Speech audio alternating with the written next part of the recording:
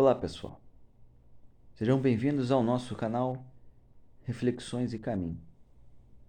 Eu vou aproveitar que eu estou fazendo aqui alguns vídeos para tentar encaminhar muitas perguntas que me mandaram nos últimos meses, onde eu não pude produzir conteúdo para o canal. Eu vou falar um pouquinho da mais recente obra do nosso amigo espiritual Joaquim. Vou falar de Maria do Rosário, rapidamente.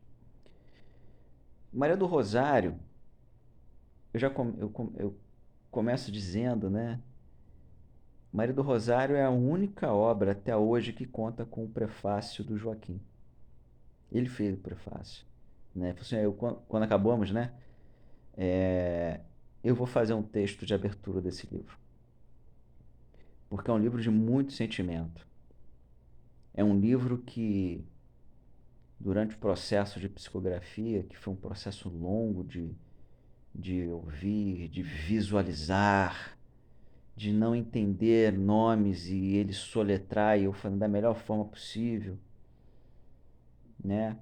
De fantásticas informações históricas, sabe?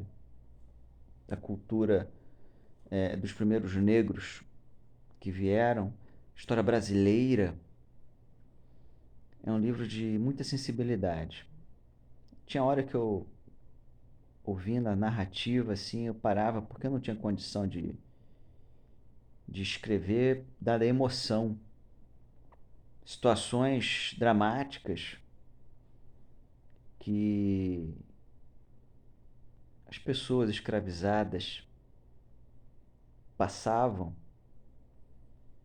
E a gente vai entender muito das relações de escravidão, sabe? A gente vê como, nesse livro, como a espiritualidade amiga,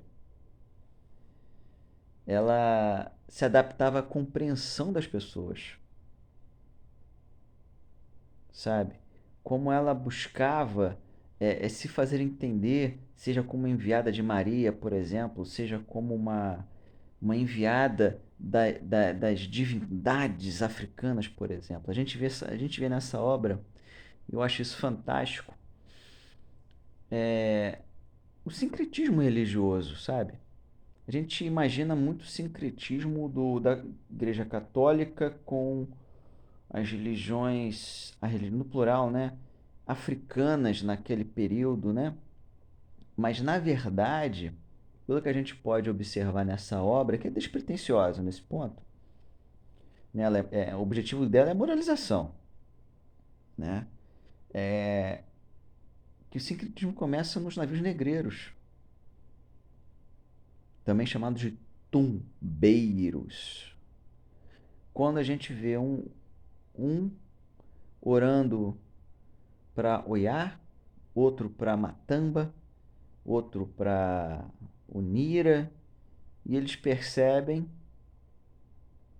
né, que apesar dos nomes diferentes, o conteúdo, a composição daquele ser espiritual, aquele ser especial, divinal, é o mesmo. A gente vê a relação, né, é, é, nessa obra dos últimos índios escravizados com os negros escolhidos para serem melhores do que os outros negros. Relação de poder. Tudo isso com a verve do Joaquim, né? Capacidade incrível que ele tem de passar histórias e que eu infelizmente não consigo reproduzir integralmente essa maravilha que é ouvi-lo contar uma história. E é interessante que essa história Maria do Rosário,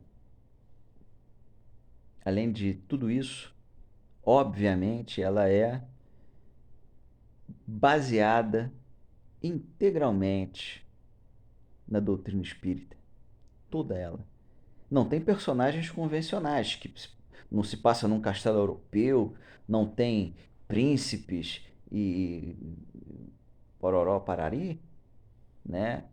São mestiços, índios, negros, portugueses. Se passa numa fazenda, né? Uma terra de lágrimas, onde a gente vê a resiliência, a fé, perseverança, a lei de ação e reação, muito sobre obsessão, sobretudo o trabalho da espiritualidade amiga. Maria do Rosário, essa obra foi terminada em 2015. Interessante que é uma obra mais antiga que Nas Portas do Tempo, Com os Olhos da Alma, publicadas pela Vida e Consciência, uma editora fantástica, né?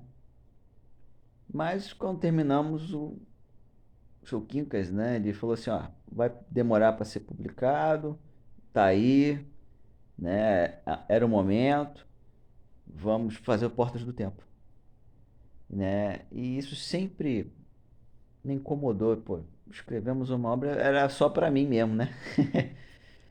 Um belo dia ele falou assim, ó, anos depois, né? Manda a obra do Rosário para a moça lá. Eu nem lembrava direito, né? E eu mandei, só não foi publicado em 2020 por conta da pandemia, mas foi publicado agora no mês de fevereiro. Não, no primeiro dia de março, né? Primeiro dia de março o livro foi lançado.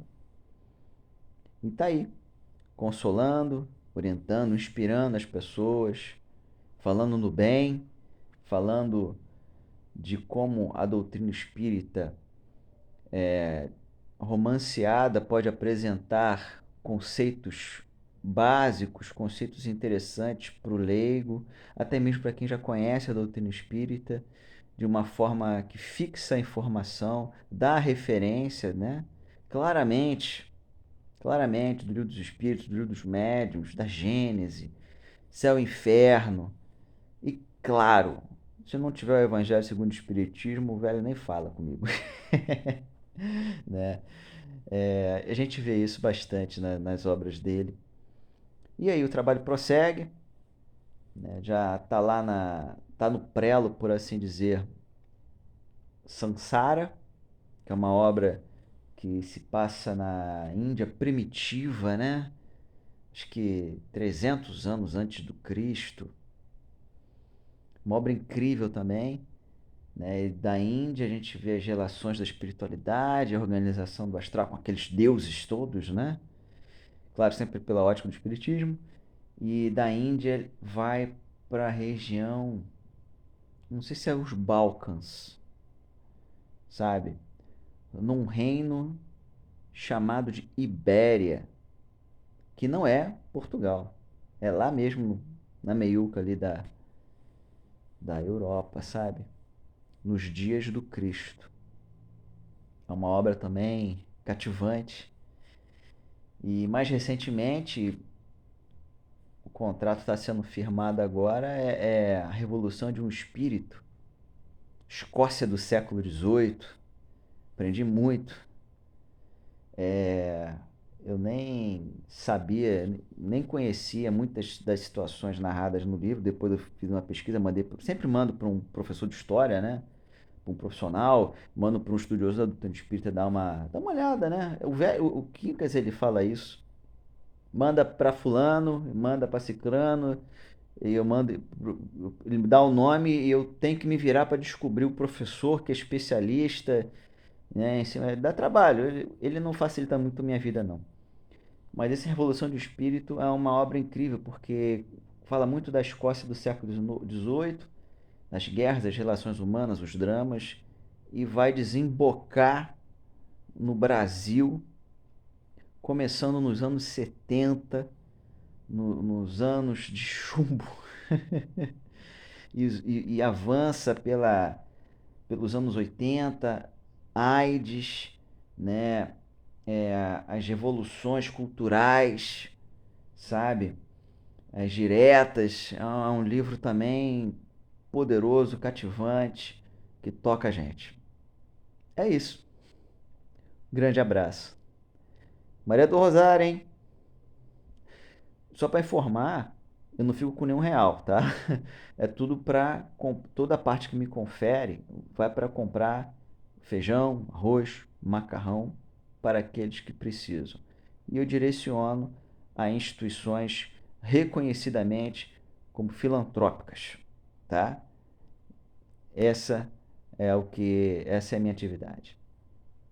Valeu.